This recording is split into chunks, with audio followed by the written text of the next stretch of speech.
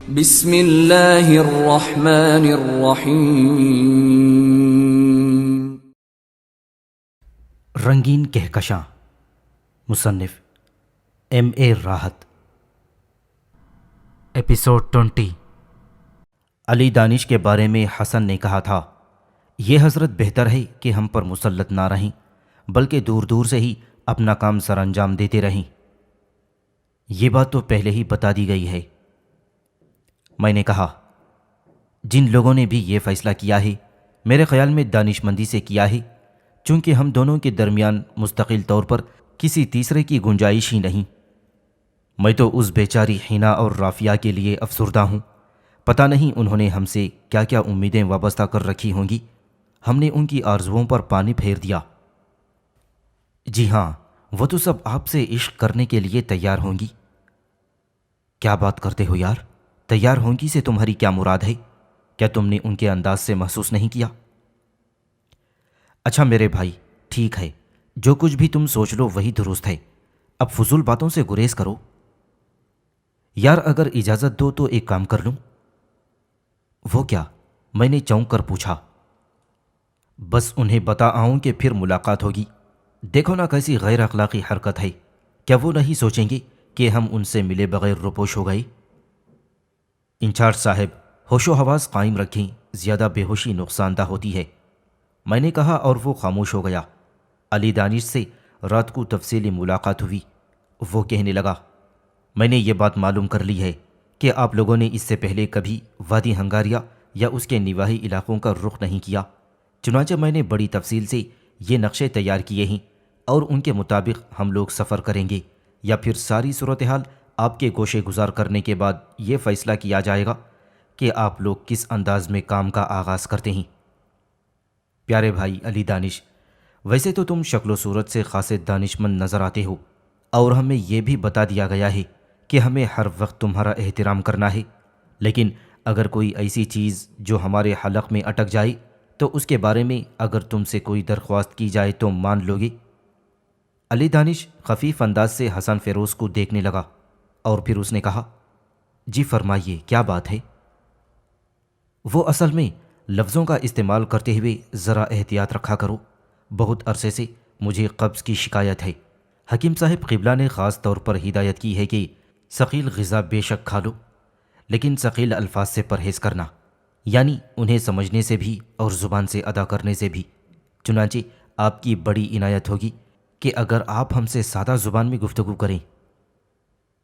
اوہ، معافی چاہتا ہوں، مگر کیا میں نے کوئی ایسی بات کہہ دی ہے؟ نہیں، اب تک تو نہیں، لیکن آئندہ ذرا احتیاط رکھنا۔ بہت بہتر، علی دانش نے خندہ پیشانی سے کہا، لیکن بہرحال مجھے یہ بات پسند نہیں آئی۔ علی دانش نے ایک بڑا کاغذ میز پر پھیلا دیا اور کہنے لگا، احتیاط کے تقاضوں کے پیش نگاہ ہمیں پہلے یہاں سے بانگی جانا ہوگا۔ بانگی تک کا سفر بذریعہ ٹرین کیا جائے گا، وہی مناسب ہے۔ یہ بانگی کیا ہے؟ آپ یوں سمجھیں کہ یہ وادی ہنگاریہ کا دروازہ ہے، ایک پہاڑی مقام جسے آپ خوبصورت کہہ سکتے ہیں۔ وہاں سے ہمیں وادی ہنگاریہ کی جانب سفر کرنا ہوگا۔ اصل میں اس علاقے کے بارے میں مختصر تفصیل یہ ہے کہ یہاں جرگا سسٹم ہے، یہاں کے بارے میں تمام تر فیصلے کرنے کے حقوق یہاں کے سرداروں کو حاصل ہے، اور یہ سردار پروقار شخصیتوں کے مالک ہوتے ہیں۔ یہاں کوئی غیر اخلاقی عمل برداشت نہیں کیا جا سکتا، اور ویسے بھی یہ علاقے بڑے صاف ستھرے اور کم از کم ان کثافتوں سے پاک ہیں کہ جنہیں اخلاقی کثافت کہا جا سکتا ہے۔ ہاں، بولتے رہو پیارے بھائی، بولتے رہو، پیٹ خراب ہونے کی تمام تر ذمہ داری تم پر ہوگی۔ حسن فیروز نے کہا، میں تو اپنی دانست میں جناب کوشش کر رہا ہوں کہ زیادہ سے زیادہ آسان زبان استعمال کروں۔ ہاں ہاں، ٹھیک ہے، جاری رکھو۔ ان علاقوں میں کچھ قبائل ایسے ہیں جو ذرا سرکش فطرت کے حامل ہیں۔ یہ لوگ پوست کی کاشت کرتے ہیں اور مختلف راستوں سے پوست غیر ممالک بھیجتے ہیں۔ یہ تجارت بظاہر غیر قانونی ہے، لیکن ہمارے لیے وہاں اس قسم کے عوامل ہیں کہ اس تجارت کو غیر قانونی نہیں سمجھا جاتا، بلکہ اس کے پس منظر میں کچھ ایسے تصورات بھی ہیں جن پر اگر غور کیا جائے تو مناسب ہی محسوس ہوتے ہیں۔ ہم کوئی بین الاقوامی سیاسی بحث نہیں کریں گے کیونکہ ہمارا نقطہ نظر مختلف ہے۔ میں نے کہا جی بالکل بالکل، اس لیے میں اس سے گریز کر رہا ہوں۔ پوسٹ کے یہ سوداگر ذرا سخت مزاج ہوتے ہیں، اور انہی میں ایسے لوگ بھی شامل ہیں جو تاوان کی وصولیابی کے لیے ہر طرح کا عمل کر ڈالتے ہیں۔ ہمیں اس سے بھی محفوظ رہنا ہوگا۔ اب یہاں سوال یہ پیدا ہوتا ہے کہ کیا آپ لوگ براہ راست رحمان شاہ صاحب کے ٹھکانے پر تشریف لے جائیں گے یا کوئی اور راستہ اختیار کریں گے؟ کوئی اور راستہ اختیار کرنے سے تمہاری کیا مراد ہے؟ میں نے سوال کیا۔ ہمارے پاس ایک ایسا راستہ بھی ہے جسے ہم خفیہ بھی کہہ سکتے ہیں۔ اصل میں پوسٹ کی خریداری کے لیے سوداگر آتے جاتے رہتے ہیں۔ ان میں ہر جگہ ہر رنگ و نسل کے لوگ ہوتے ہیں۔ ہمارے پاس رقم ہونی چاہیے، بس باقی سارے معاملات خود بخود حل ہو جاتے ہیں۔ تو کیا یہ رقم لوٹ نہیں لی جاتی؟ میں نے پوچھا۔ کچھ اصول ہر جگہ ہوتے ہیں اور بے مثال ہوتے ہیں۔ پوسٹ کی سوداگری ہوتی ہے، تاوان کے لیے اغوا کیا جاتا ہے، لیکن اگر یہ ظاہر کر دیا جائے کہ آنے والا نیک نیتی سے خود وہاں پہنچا ہے اور کسی نہ کسی کا مہمان ہے، مہمان نہ صحیح سوداگر ہے، تو پھر آپ یہ سمجھ لیں کہ اس کی حفاظت کے لیے ہر شخص بندوق سنبھال لیتا ہے اور مجال نہیں کہ اسے کوئی نقصان پہنچا دے۔ ویری گڈ، ویری گڈ، کمال کی جگہ ہے بھائی، جلدی چلو، حسن فیروز نے کہا۔ آپ ان نقشوں کو ذہن نشین کر لیجئے۔ میں یہ جاننا چاہتا ہوں کہ ہمیں براہ راست فارسٹ آفیسر رحمان شاہ کے پاس جانا ہے یا پہلے اپنے طور پر ان کا جائزہ لینا ہے؟ میں نے ایک لمحے کے لیے سوچا۔ حسن فیروز نے فوراً ہی اس بات کا جواب نہیں دیا تھا، اور میں جاننا چاہتا تھا کہ وہ اس سلسلے میں میرے بولنے کا انتظار کر رہا ہے۔ چنانچہ کچھ لمحہ سوچنے کے بعد میں نے کہا، بہتر ہے کہ ہم پوسٹ کے سوداگروں کی حیثیت سے پہلے سفر کا آغاز کریں، اور اس کے بعد جب ماحول سے تھوڑی بہت واقفیت حاصل کر لیں تو پھر رحمان شاہ سے ملاقات کر کے یہ دیکھیں کہ رحمان شاہ صاحب اپنے طور پر ہماری کیا مدد کر سکتے ہیں۔ بہت بہتر، تو سب سے پہلے بانگی تک کا سفر ہوگا۔ آپ دونوں تنہا یہ سفر کریں گے، لیکن میں اس ٹرین میں موجود ہوں گا۔ آپ مطمئن رہیے، اگر کہیں کوئی مشکل مرحلہ درپیش ہوا تو میں اسے سنبھالنے کی ذمہ داری دل و جان سے قبول کرتا ہوں۔ ہم نے بھی قبول کیا، حسن فیروز سینے پر ہاتھ رکھ کر بولا۔ پھر تھوڑی سی رسمی گفتگو کے بعد میں نے اس سے کہا، مسٹر علی دانش، جس علاقے میں ہم جا رہے ہیں وہاں کے بارے میں آپ نے جو مختصر تفصیلات بتائی ہیں ان سے یہ اندازہ ہوتا ہے کہ وہاں ہمیں خصوصی طور پر محتاط رہنا پڑے گا۔ کیا اسلحے وغیرہ کا بندوبست ہو سکتا ہے؟ علی دانش نے گردن ہلاتے ہوئے کہا، جیسا کہ آپ کو میرے معزز دوست رانا اختیار نے بتایا کہ ان علاقوں میں ایک طویل وقت گزار چکا ہوں اور وہاں کے پولیٹیکل ایجنٹ کا پرسنل اسسٹنٹ بھی رہ چکا ہوں، چنانچہ مجھے بہت سی باتوں کی معلومات حاصل ہیں۔ اگر آپ اسلحے کی بات کرتے ہیں تو آپ یوں سمجھ لیجئے کہ میں آپ کو بہترین اسلحہ فراہم کر سکتا ہوں۔ جب علی دانش وہاں سے چلا گیا تو حسن فیروز نے حیرتناک طریقے سے سنجیدگی سے مجھ سے سوال کیا، ایک بات بتاؤ، اصولی طور پر ہمیں پہلے رحمان شاہ کے پاس جا کر اس سے صورتحال معلوم کرنی چاہیے، کیونکہ اس کے بعد یہ فیصلہ کرنے میں ہمیں آسانی ہوگی کہ ثانیہ کے ساتھ کیا حادثہ پیش آیا، بجائے اس کے ہم رحمان شاہ صاحب تک پہنچیں۔ ہم ادھر ادھر کیوں بھٹکنے کا فیصلہ کر چکے ہیں؟ میں نے کہا، شاید تم پہلے ہونے والی گفتگو بھول گئے ہو مائی ڈیئر حسن۔ ہم نے اپنی طور پر یہ بھی تو سوچا ہے کہ ہو سکتا ہے کہ اس سلسلے میں کوئی مشکوک کردار رحمان شاہ صاحب کا بھی ہو۔ کم از کم ہمیں قرب و جوار میں اپنے لیے اتنے راستے بنا لینے چاہیے کہ اگر کوئی ایسی صورتحال پیش آ جائے تو ہم رحمان شاہ کے رحم و کرم پر نہ رہیں، بلکہ اپنے طور پر بھی ان علاقوں سے واقفیت رکھتے ہیں۔ ضروری تو نہیں کہ ہم ساری مشکلات کا حل علی دانش کو ہی سمجھ لیں، بلکہ ابتدائی طور پر اگر ہمیں علی دانش کے ذریعے کچھ معلومات حاصل ہو جاتی ہے اور ہم ان علاقوں کے قرب و جوار سے واقفیت حاصل کر لیتے ہیں تو یہ ہماری اضافی حیثیت ہوگی، اور ہم اس سے کبھی اور کسی بھی لمحے فائدہ اٹھا سکتے ہیں، جبکہ دوسری شکل میں ہمیں صرف رحمان شاہ کے رحم و کرم پر ہی رہنا ہوگا۔ یار تم کیوں اتنی طویل کہانی سنا رہے ہو مجھے؟ کیا میں نہیں جانتا کہ بات ہی ایسی ہے؟ حسن نے اپنے مخصوص مسخرے پن سے کہا، اور میں ہنسنے لگا۔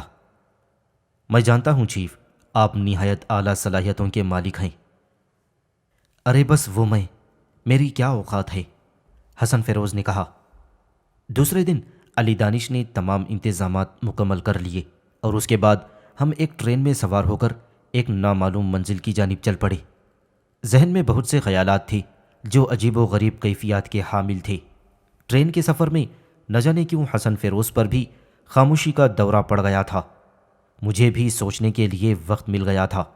مختلف سوچوں کے بعد میں نے اس لڑکی کے بارے میں سوچا جس کی تلاش میں ہم جا رہے تھے۔ تصویروں میں دیکھ چکا تھا کہ ایک حسین لڑکی تھی اور بلا شبہ اس حیثیت کی حامل کہ اسے چاہا جا سکے۔ اس کے بارے میں سوچ کر ہنسی آ گئی تھی کہ آخرکار اس کی ملاقات حسن فیروز سے ہوگی اور حسن فیروز جیسا دل پھینک آدمی بھلا اپنی حرکتوں سے کہاں باز آ سکے گا۔ لیکن بہرحال اب مجھے حسن فیروز کو ہینڈل کرنا آ گیا تھا۔ وہ طبیعت کا برا انسان نہیں تھا۔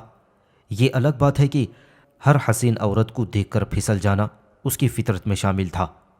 حسن فیروز میرے سامنے بیٹھا ہوا پلکیں جھپکا رہا تھا، بلکہ یوں محسوس ہو رہا تھا جیسے اسے نیند آ رہی ہو۔ تو میں نے اس سے کہا، ٹرین کے سفر میں عموماً نیند آنے لگتی ہے، تم اگر چاہو تو آرام سے برتھ پر جا کر سو سکتے ہو۔ یار اب تم ضرورت سے زیادہ آگے بڑھتے جا رہے ہو، اس نے کہا۔ اوہ کوئی غلطی ہو گئی؟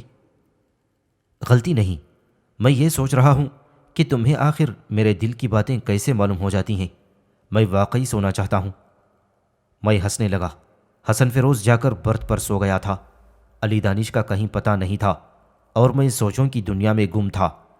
نہ جانے کیا کیا خیالات میرے ذہن کے پردوں پر ابھر رہے تھے اور آخرکار مجھے بھی نیند آ گئی۔ ساری رات کا سفر نہ جانے کس طرح کٹا، مجھے کچھ اندازہ نہیں تھا۔ غالباً جس جگہ ہمیں جانا تھا وہ کافی فاصلے پر تھی، ورنہ علی دانش نے یہ کہا تھا کہ بانگی پہنچنے کے بعد وہ خود ہمیں اطلاع دے گا اور پھر وہاں کے بارے میں ہدایات کرے گا۔ اس جگہ کے بارے میں مجھے یہ بھی معلوم نہ تھا کہ وہ کس حیثیت کی حامل ہے۔ یقینی طور پر اگر کوئی پہاڑی مقام ہے تو پسماندہ ہوگا، لیکن جب ٹرین بانگی کے ریلوے اسٹیشن پر رکی تو میں جاگ رہا تھا اور اس ریلوے اسٹیشن کو دیکھ کر میری آنکھیں حیرت سے پھیل گئیں۔ اچھے خاصے جدید شہر کا ریلوے اسٹیشن معلوم ہو رہا تھا جہاں زندگی پورے طور پر روان دوان تھی۔ شاید حسن فیروز بھی جاگ رہا تھا کیونکہ چند لمحوں کے بعد وہ بھی برتھ سے نیچے اتر آیا۔ ٹرین رکی تو ہم نے علی دانش کو دیکھا جو ہمارے کمپارٹمنٹ کے سامنے آیا تھا اور ہم دونوں کو جاگتے دیکھ کر اشارہ کر کے آگے بڑھ گیا تھا۔ ہم اپنا مختصر سا سامان اٹھوائے ریلوے اسٹیشن پر اتر آئے۔ حسن فیروز میری جانب دیکھ کر بولا، یار کیا میرے منہ پر پھٹکار برس رہی ہے؟ میں نے چونک کر اسے دیکھا اور پوچھا، کیوں؟ وہ لڑکی ایک نگاہ ڈالنے کے بعد اس انداز سے آگے بڑھ گئی کہ جیسے اسے میرے چہرے میں کوئی دلکشی نظر نہیں آئی۔ رخ بدل کر دوسری جانب چلو، اس کے اثرات تمہارے ذہن سے کم ہو جائیں گے۔ نہیں، مجھ سے ذرا سی غلطی ہو گئی۔ اصولی طور پر مجھے چاہیے تھا کہ پہلے کمپارٹمنٹ کے واش روم میں جا کر اپنا چہرہ وغیرہ دھو لیتا، لیکن خیر اب جو کچھ ہونا تھا وہ ہو گیا۔ آہ دیکھو ادھر، دیکھو اس کی چال کتنی دلکش ہے۔ حسن، یہ پہاڑی مقام ہے اور جس کی چال کی دلکشی کے بارے میں تم بات کر رہے ہو ذرا اس کے عقب میں بھی دیکھ لو۔ کب؟ کہاں؟ حسن نے کہا۔ ایک لمبا چوڑا آدمی لڑکی کے ساتھ چلا آ رہا تھا جس نے اس لڑکی کا سامان اٹھایا ہوا تھا۔ حسن جلدی سے بولا، لا حول ولا قوہ، میں کوئی غلط آدمی ہوں؟ چلو یار آگے بڑھو۔ ویسے یہ علی دانش، ٹھیک ہے چلتے رہو، یقینی طور پر ہم جو کچھ کر رہے ہیں وہ بہتر ہے۔ ویسے یہ جگہ نام سے تو یوں محسوس ہو رہی تھی کہ جیسے یہ چھوٹا سا ہل اسٹیشن ہو، لیکن دیکھ رہے ہو سامنے کی عمارتوں کو، اچھی خاصی بلند و بالا عمارتیں۔ لیکن کیا سامنے کی عمارتوں کو دیکھ رہے ہو؟ اچھی خاصی بلند و بالا عمارتیں نظر آتی ہیں۔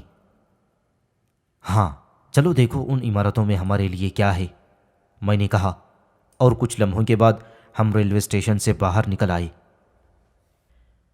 ٹیکسیاں کھڑی ہوئی تھیں، ٹانگے بھی موجود تھے، آٹو رکشہ بھی تھے۔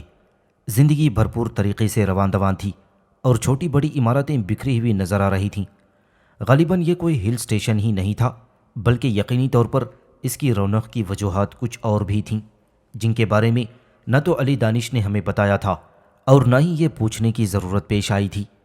بہرحال طے یہ کیا گیا کہ فی الحال کسی ہوٹل میں قیام کریں اور اس کا انتخاب ہمیں خود ہی کرنا تھا۔ ہم تھوڑا سا آگے بڑھے، لیکن اس کے بعد میں نے ایک ایسا منظر دیکھا جس نے میری رگوں میں لہو منجمد کر دیا۔ ایک ایسی شخصیت میری نگاہوں کے سامنے آئی تھی جسے میں اچھی طرح پہچانتا تھا اور جو مجھے بھی اچھی طرح پہچانتا تھا۔ اس کی آنکھوں میں مجھے دیکھ کر ایک لمحے کے لیے سرخی نمودار ہو گئی تھی۔ اس کے عقب میں ایک اور دیو ہیکل شخص موجود تھا جسے دیکھ کر ہی یہ احساس ہوتا تھا کہ وہ الادین کا چراغ کا جن ہے جو انسانوں کو ہاتھوں سے پکڑ کر مسل دیتا ہوگا۔ ایک لمحے کے لیے میرے قدم ٹھٹک کر رہ گئے۔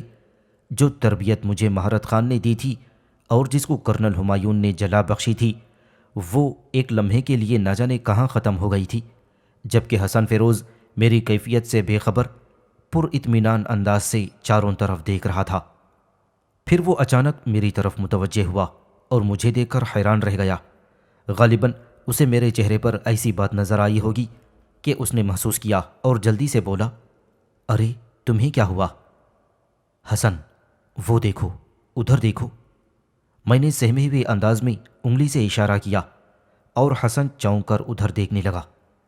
میری نگاہوں کا مرکز حاجی سراج تھا۔ وہی حاجی سراج جو اب میرا دشمن تھا، اور میری ماں نے مجھے اطلاع دی تھی کہ حاجی سراج کو یہ پتہ چلا ہے کہ میرے دادا نے اس کے دادا کو قتل کیا تھا، اور حاجی سراج پر بھی یہ لازم ہو چکا ہے کہ وہ اپنے دادا کے قاتل کے پوتے سے اپنے دادا کے قتل کا انتقام لے۔ حاجی سراج کے ساتھ جو الادین کا جن تھا اس کا نام بادل خان تھا۔ بادل خان کو بچپن سے حاجی سراج نے پرورش کیا تھا، اور بادل خان ہر اس بات پر آنکھیں بند کر کے عمل کرتا تھا جو حاجی سراج کی زبان سے نکلے۔ ان دونوں کا یہاں نظر آنا بڑی ہی خطرناک بات تھی۔ میرے اشارے پر حسن فیروز نے ان دونوں کو دیکھا اور بولا، کیا تم ان دونوں کی جانب اشارہ کر رہے ہو؟ ہاں، مگر کیوں؟ اس میں پریشانی کی کیا بات ہے نا یار؟ کیوں، کیا بات ہے؟ جانتے ہو وہ کون ہے؟ کون ہے بھلا؟ میں کیسے جان سکتا ہوں؟ یہ حاجی سراج ہے۔ اللہ اسے حج مبارک کرے۔ اگر وہ حاجی ہے تو یہ تو اچھی بات ہے۔ او بھائی، تم سمجھتے کیوں نہیں؟ یہ میرا وہی دشمن ہے جس کے بارے میں اس دن میری ماں مجھے بتا رہی تھی، اور اس نے مجھے اس سے دور رہنے کی تلقین کی تھی۔ ارے باپ رے! اچانک ہی حسن فیروز نے میرے پاس سے چھلانگ لگا دی اور مجھ سے ہٹ کر کافی دور جا کھڑا ہوا۔ میں نے تعجب بھری نگاہوں سے اسے دیکھا اور پھر مجھے غصہ آ گیا۔ میں اسے گھورتا رہا، پھر آہستہ قدموں سے چلتا ہوا اس کے قریب پہنچ گیا۔ Good, very good. مجھے تم سے یہی امید تھی حسن فیروز، اور مجھے تم سے یہ امید بالکل نہیں تھی۔ کیا مطلب؟ مطلب یہ کہ دو بے وقوف آدمیوں سے تم ڈر رہے ہو۔ ارے احمق، وہ تمہاری تلاش میں بانگی تو نہیں آئے ہوں گے، کسی کام سے آئے ہوں گے اور تمہیں یہاں نظر آ گئی۔ دوسری بات یہ ہے کہ آخر وہ کون سی مارٹر گنوں سے مسلح ہیں جو تمہیں دیکھتے ہی فوراً گولہ باری کر کے قتل کر دیں گے؟ آخر اس میں پریشانی کی کیا بات ہے؟ یہ دو معمولی سے لوگ ہیں جنہیں ہم چٹکیوں میں مسل سکتے ہیں۔ میں ایک لمحے تک سوچتا رہا، پھر میں نے آہستگی سے کہا، یار تمہیں ایک بات بتاؤں میں؟ ہاں بولو، بتاؤ۔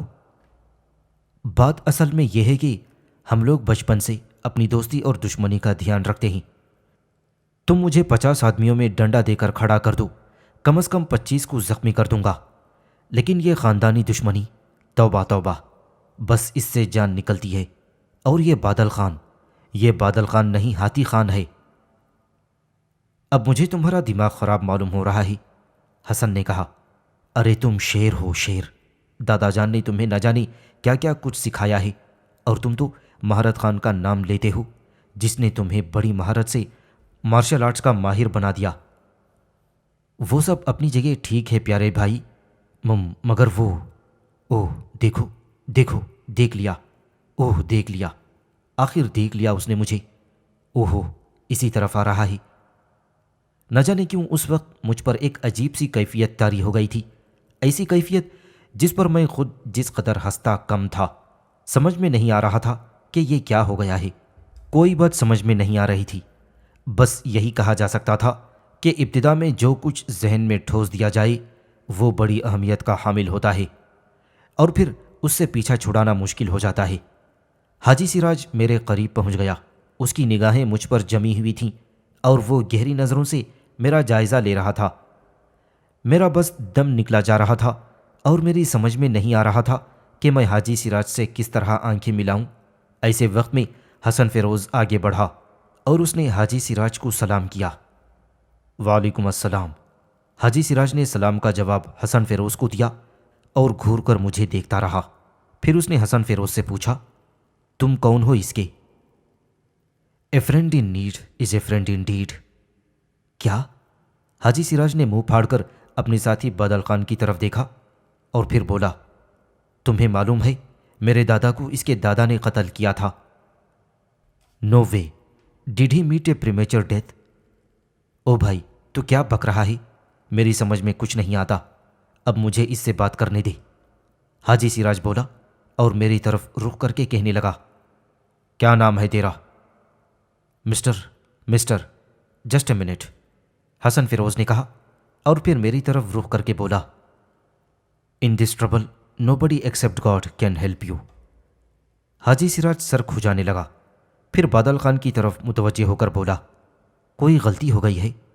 وہ جو کہتے ہیں نا کہ اللہ میاں نے ایک ایک شکل کے 10 بنائے ہیں، یہ سڑکیں کھودنے والا بستی دو آبا کا رہنے والا نہیں ہو سکتا۔ بادل خان نے مجھے نیچے سے اوپر تک گھورا اور پھر بولا، اگر یہ وہ نہیں ہو سکتا خانہ تو پھر چلو ادھر سے، کیوں وقت برباد کرتا ہو؟ اور پھر وہ دونوں وہاں سے آگے بڑھ گئے۔ میری جان میں جان آئی۔ حسن فیروز حقارت بھری نگاہوں سے مجھے دیکھنے لگا اور پھر بولا، بوقت ضرورت کون کام آتا ہے؟ عقل، صرف عقل۔ یار تم اتنے بزدل آدمی ہو، مجھے تمہارے بارے میں یہ اندازہ نہیں تھا۔ چلو خیر، اس وقت تمہاری حاجی سراج والی مصیبت ٹل گئی، لیکن مجھے صرف ایک بات بتا دو، عام حالات میں تم سچ مچ ایک دلیر آدمی ہو؟ دیکھو یہ کچھ خاندانی سی باتیں ہیں، انہیں اسی طرح رہنے دو، میں نے کہا۔ اگر تم نے سنجیدگی سے یہ سب کچھ کیا ہے تو پھر مجھے تمہاری نفسیات پر غور کرنا پڑے گا۔ میری نفسیات پر غور کرنے کے بجائے اب یہ دیکھو کہ علی دانش کہاں مر گیا۔ ہم لوگوں کو بانگی کے بارے میں کچھ معلوم نہیں۔ میرا خیال ہے کہ ہمیں کسی کی انگلی پکڑ کر نہیں چلنا چاہیے، بلکہ اپنے طور پر ہمت کر کے آگے قدم بڑھانے چاہیے، بعد میں جو کچھ ہوگا دیکھا جائے گا۔ یہ کہہ کر حسن فیروز نے آگے قدم بڑھا دیے۔ بہرحال میں نے بھی اس کا ساتھ دیا۔ یہ بات میری سمجھ میں نہیں آئی تھی کہ حاجی سراج کمبخت یہاں کیا کر رہا تھا۔ حالانکہ وہ میرے علاقے کا ایک بزرگ تھا، لیکن وہ کافی خطرناک محسوس ہوا تھا، اور یہ میری فطرت تھی کہ اتنا کچھ سیکھنے کے باوجود جو کچھ ذہن میں بیٹھا ہوا ہے اسے نظر انداز نہیں کر سکتا۔ قبیلوں کی دشمنی کا انجام ابھی تک براہ راست میری نگاہوں کے سامنے نہیں آیا تھا، لیکن جو کہانیاں ان کے بارے میں سنی تھیں وہ انتہائی خوفناک ہوا کرتی تھیں، اور ان سے میں خوفزدہ رہا کرتا تھا۔ یا پھر یہ بھی ہو سکتا ہے کہ اکبری خانم نے کچھ زیادہ ہی خوف میرے دل میں بٹھا دیا ہو۔ تمام باتوں کو نظر انداز کرنے کے بعد میں نے بانگی کا جائزہ لیا اور یہ سوچ کر حیرت ہوئی کہ اس خوبصورت شہر کا نام اتنا بے تکا کیوں رکھ دیا گیا ہے۔ یہ تو بہت بعد میں بات معلوم ہوئی تھی کہ بانگی پہلے چھوٹا سا گاؤں تھا، لیکن اس کے نواحات میں صنعتی ترقی ہونے کی وجہ سے وہ پھیلتا گیا، اور آج وہ چھوٹا سا گاؤں صفحہ ہستی سے نیست و نابود ہو چکا ہے، اور اس کی جگہ بانگی وجود میں آ گیا تھا۔ لیکن اس کا نام تبدیل کرنے کی جرت کسی نے نہیں کی، اور وہ آج بھی بانگی تھا۔ ایک خوبصورت ہوٹل کی چوتھی منزل پر ہمیں 2 کمرے حاصل ہو گئے۔ 2 کمرے خاص طور پر حاصل کیے گئے تھے۔ حالانکہ حسن فیروز نے اس بات پر سخت اعتراض کیا تھا، لیکن میں نے اس کے اعتراض کو مسترد کر دیا اور کہا تھا کہ میں الگ کمرے میں رہنا پسند کروں گا۔ وہ بھی کچھ ناراض سا ہو گیا تھا، لیکن بہرحال مجھے اس کی ناراضگی کی پرواہ نہیں تھی۔ البتہ 2-3 گھنٹے تک ہوٹل کے اس کمرے میں آرام کرنے کے بعد جب شام ہوئی اور میں نے سوچا کہ حسن فیروز کا جائزہ لے لیا جائے، لہٰذا میں اپنے کمرے سے باہر نکلا تو عین اس وقت سامنے والے کمرے سے ایک شخص باہر نکلا، اور یہ حاجی سراج تھا، جسے دیکھ کر ایک بار پھر میرے اوسان قطع ہو گئے۔ سراج بھی رک گیا تھا۔ وہ مجھے گھورتا رہا پھر اس نے اندر دروازے پر دستک دی۔ میں بھی اس طرح کھڑا ہو گیا تھا جیسے چوہا بلی کو اپنے سامنے دیکھ کر اپنی اعصابی قوتوں کو سمیٹتا ہے۔ دستک دینے سے اندر سے بادل خان باہر نکلا۔ حاجی سراج کی اور میری پوزیشن بڑی عجیب تھی۔ ہمارے درمیان میں صرف کوئی 10 فٹ چوڑی راہداری تھی اور اس کمبخت کو بھی آئین سامنے والے کمرے میں ہی رہنا تھا۔ حاجی سراج خان نے بادل سے کہا، وہی ہے؟ نہیں، میں کہتا ہوں وہی ہے، میں نے اسے بہت بار دیکھا ہے۔ آپ سوچ لو حاجی صاحب، مگر یہ گٹ پٹ کیسے کرتا ہے؟ آپ کو معلوم ہے اس نے تعلیم حاصل کیا ہے، اسے کوئی فرق نہیں پڑتا۔ اس کا یہ روپ کس طرح بدل گیا؟ ابھی نہیں جانتا حاجی صاحب، تم پوچھو اس سے، حاجی سراج نے کہا اور بادل خان آگے بڑھ آیا۔ میں خاموش کھڑا تھا۔ بادل خان نے مجھ سے پوچھا، کیا نام ہے تمہارا؟ میں نے کوئی جواب نہیں دیا تو بادل خان نے غرائی ہوئی آواز میں کہا، بولتا کیوں نہیں؟ کیا نام ہے تمہارا؟ عین اسی وقت برابر کے کمرے سے حسن فیروز باہر نکل آیا۔ اس نے یہ کیفیت دیکھی تو آگے بڑھ گیا اور بادل خان کو گھورتے ہوئے بولا، کیا بات ہے مسٹر الیکٹرک پول، کیوں اس کے سامنے کھڑے ہوئے ہو؟ بادل خان نے حسن فیروز کو گھورتے ہوئے کہا، تم نے مجھے گالی دی؟ الیکٹرک پول گالی ہوتی ہے؟ تو پھر کیا ہوتا ہے، میرے کو معلوم نہیں۔ پھر اس کا راستہ روک کر کیوں کھڑے ہوئے ہو؟ میں اس سے کچھ پوچھنا چاہتا ہوں۔ یہ اپنا نام نہیں بتا سکتا۔ کیوں؟ اس لیے کہ یہ گونگا ہے۔ کیا؟ بادل خان چونک پڑا، پھر حاجی سراج کی طرف مڑ کر بولا، حاجی صاحب یہ بیچارہ تو گونگا ہے جبکہ فضل خان کا بیٹا گونگا نہیں تھا۔ اوہ، پھر اس سے معافی مانگو، ہمیں واقعی غلط فہمی ہوئی تھی، حاجی سراج نے کہا اور واپسی کے لیے پلٹ پڑا۔ پھر بادل خان اپنے کمرے میں جا گھسا تھا۔ میں نے حسن فیروز کو دیکھا اور کچھ بولنے ہی والا تھا کہ اچانک ہی حاجی سراج پلٹ پڑا۔ لیکن اس وقت تو یہ بولا تھا جب تم لوگ مجھے ریلوے اسٹیشن پر ملا تھا۔ حسن فیروز نے حاجی سراج کو گھورتے ہوئے کہا، مجھے تمہاری پھوپڑی میں گھوڑا معلوم ہوتا ہے۔ کیا؟ تم یہ بتاؤ کیا بولا تھا؟ یہ کیا بولا تھا؟ یار یہ ہماری زبان میں کب بولا تھا؟ تو پھر یہ تمہاری ہی زبان میں تو گونگا ہے، بلا وجہ بیچارے کو پریشان کر رہے ہو۔ معافی مانگتا ہے، معافی مانگتا ہے، حاجی سراج نے کہا اور وہاں سے آگے بڑھ گیا۔ حسن فیروز خاموشی سے اسے گھورتا رہا، لیکن اس کے بعد حاجی سراج وہاں نہیں رکا۔ یہ یہاں کہاں سے آ مرے؟ حسن فیروز نے پوچھا۔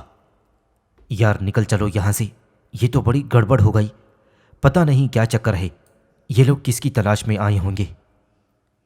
تم سے تو میں بعد میں نمٹوں گا، یہ آخر ان کو دیکھ کر تمہیں ہو کیا جاتا ہے؟ یار یہ ہماری خاندانی روایات ہیں، دشمنی دو ہی صورتوں میں نبھائی جا سکتی ہے، یا تو دشمن کے سامنے ہتھیار تان کر کھڑے ہو جاؤ یا پھر اس کے سائے سے بھی بچتے رہو۔ اچھا فضول باتوں سے گریز کرو، میرا خیال ہے کہ علی دانش ضرور کسی حادثے کا شکار ہو گیا ہے، اب اس کے بارے میں سوچنا بیکار ہے، ہمیں آگے کے لیے فیصلہ کرنا ہے۔ آگے کے لیے فیصلہ ہم کر چکے ہیں۔ یہاں راہداری میں کھڑے ہو کر؟ نہیں۔ تو پھر؟ چلو نیچے ہال میں چلتے ہیں، میں نے کہا۔ سامعین سے گزارش کی جاتی ہے کہ ہمارے سارے چینلز ایلیکونٹ ادب ایکسٹراز، سوارڈ آف حق چینل اور اتحاد الانصار چینل میں جن آڈیو بکس اور سیریز کو مکمل کیا جا چکا ہے، ان سب کا مطالعہ ہمارے پلے لسٹ سیکشن سے کریں اور ان آڈیو بکس اور سیریز کو آپ اپنے دوست و احباب میں شیئر کرتے رہیں، اور ہمارے سوشل میڈیا پلیٹ فارمز کے لنکس ڈسکرپشن میں دیے گئے ہیں، ہمیں سبسکرائب اور فالو ضرور کریں۔ جزاک اللہ۔